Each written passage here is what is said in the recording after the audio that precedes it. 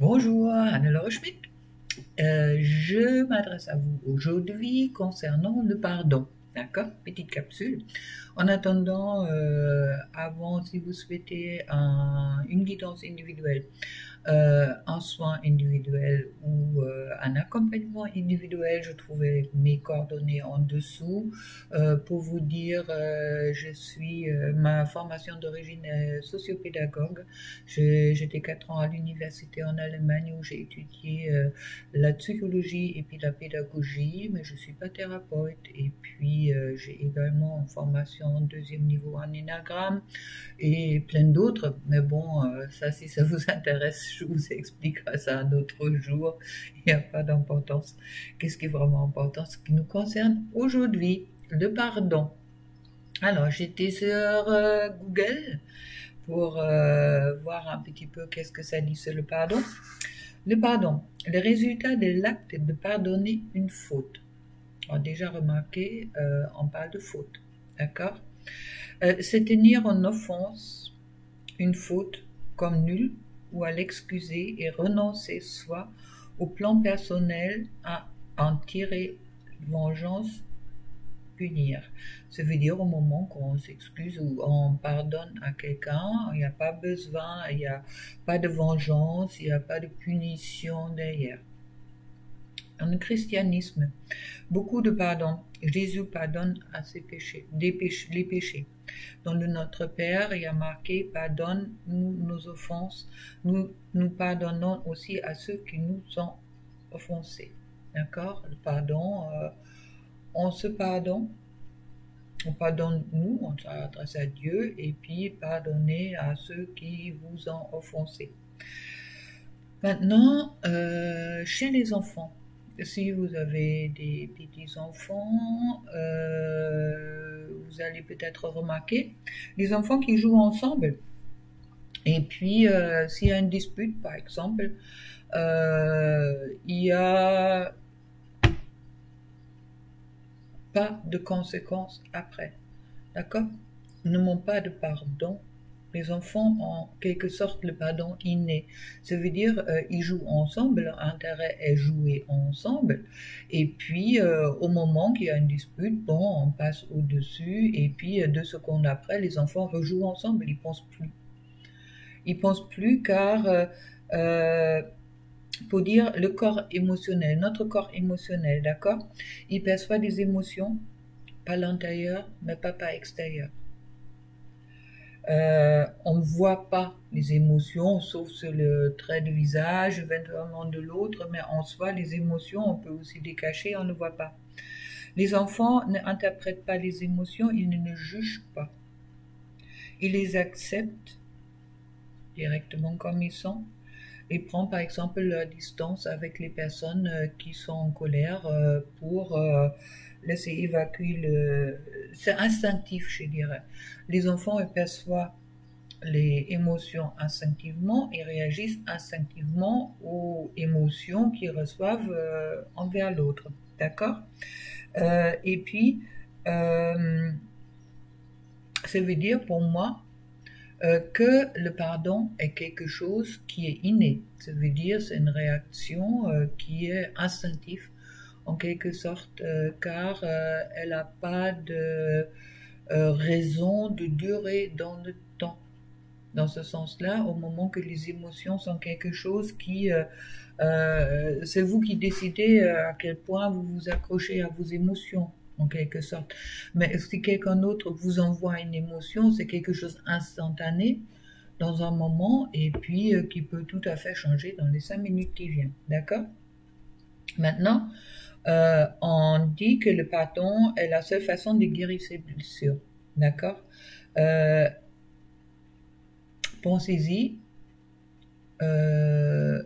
Au moment que les enfants pardonnent facilement, car ils ont un intérêt, au moment qu'ils veulent jouer ensemble, si vous voulez, il n'y a aucun intérêt de rester fâchés longtemps ensemble et puis demander l'autre pardon, que ça passe. C'est quelque chose, comme je disais, inné. Les enfants, ils pardonnent facilement.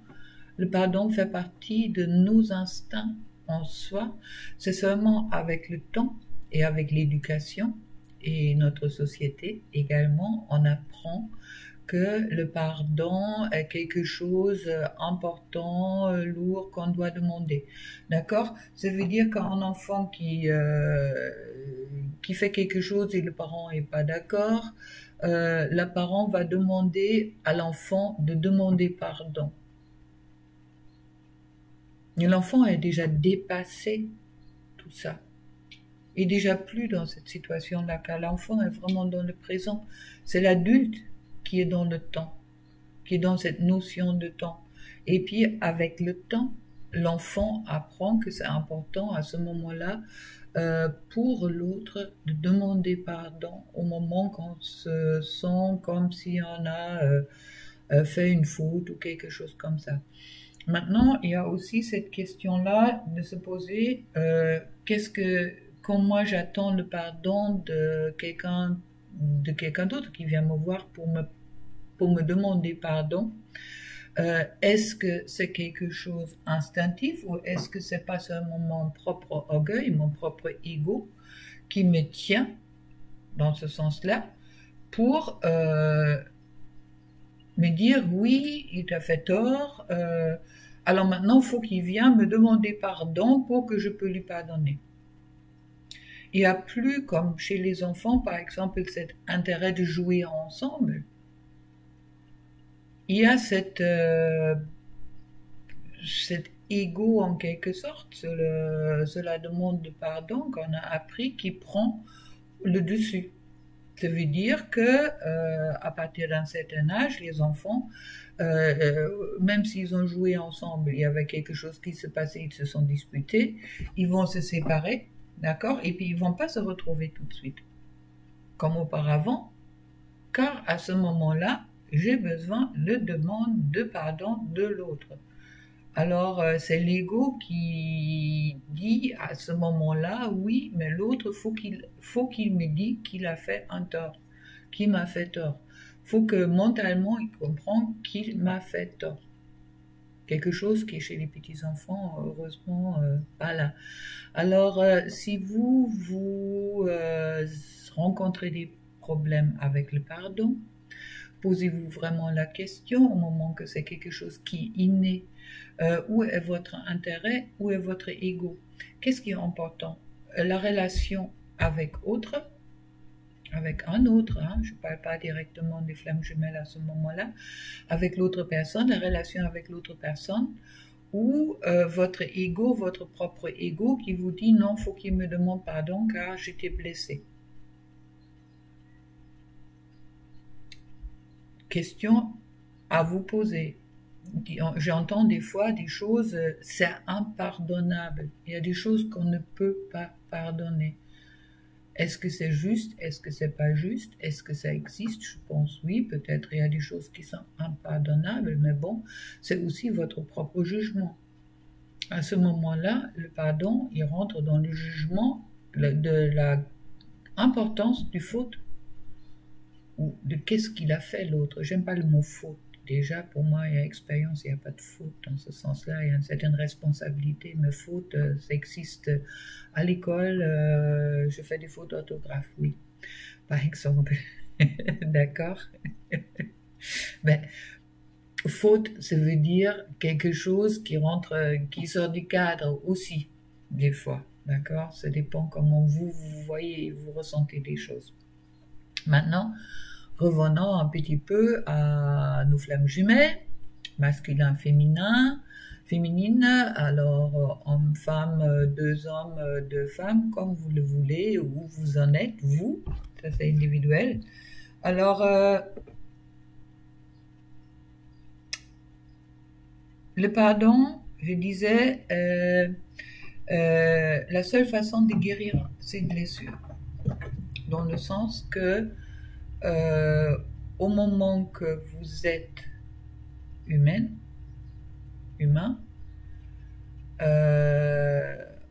obligatoirement, on fait des choses qui sont pas bien, qui sont pas en harmonie avec nous-mêmes. On peut appeler ça des fautes maintenant, on peut appeler ça comme vous voulez.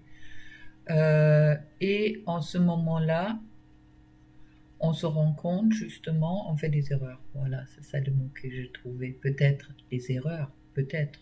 On reviendra après. Et puis, au moment qu'on fait une erreur, on se sent coupable. Et puis, il est important de se pardonner. Mais ce pardon, on peut se la donner seulement au moment qu'on sort du jugement de nous-mêmes, peut-être, ou justement. Au moment qu'on est dans un jugement de nous-mêmes, tout ce qui touche pas à la perfection est une erreur. Au moment où on rentre dans le je m'aime, ça veut dire que je m'accepte dans mon imperfection, dans ma humanité, dans ma dualité. Justement, qu'est-ce que je suis venu chercher, exprimer, se taire, c'est cette dualité, c'est pas la perfection. La perfection, on trouve ailleurs. Elle n'est pas de ce monde-là. Dans tous les cas, pas pour nous, heureusement. Et puis, comme je dis souvent, on est aussi parfait dans notre imperfection. Alors, au moment que on est à ce moment-là dans un jugement, on a un jugement de nous, au moment qu'on dit, bon, on a fait une erreur, au moment qu'on passe le principe que tout est une expérience, qu'on a décidé de vivre, c'est toute autre chose. À ce moment-là, on peut se pardonner de ne pas être toujours au top, de fois être fatigué, de faire des choses peut-être qui ne nous correspondent pas ou qui ne sont pas dans notre alignement, des choses, des émotions également. D'accord? Des émotions qu'on a réagi à quelque chose dans une certaine façon. Donc là, on revient aux blessures. Au moment qu'on est dans une relation de flamme jumelle, l'autre est notre miroir.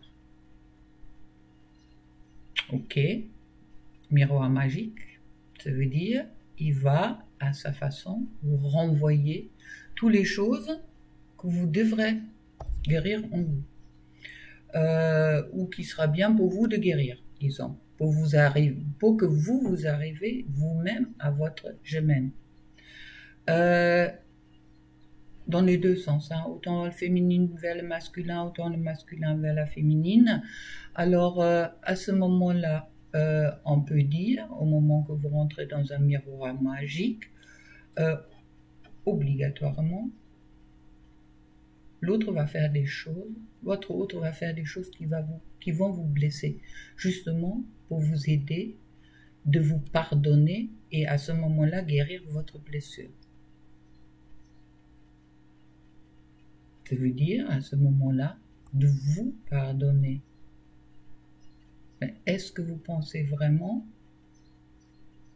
au moment que l'autre y joue le rôle de miroir, que vous avez besoin que l'autre vienne envers vous pour vous demander pardon? Car tout ce qu'il a fait, c'était son job. Le job à votre autre, égal féminin, masculin, est de vous montrer, de rentrer dans votre je m'aime, même si je ne suis pas parfaite. Et que vous vous pardonnez à vous. Alors pour quelle raison vous attendez que l'autre vienne vers vous pour vous demander pardon? Un peu des questions que je me suis posées les derniers temps, car moi personnellement, je cherchais quoi pardonner à mon autre.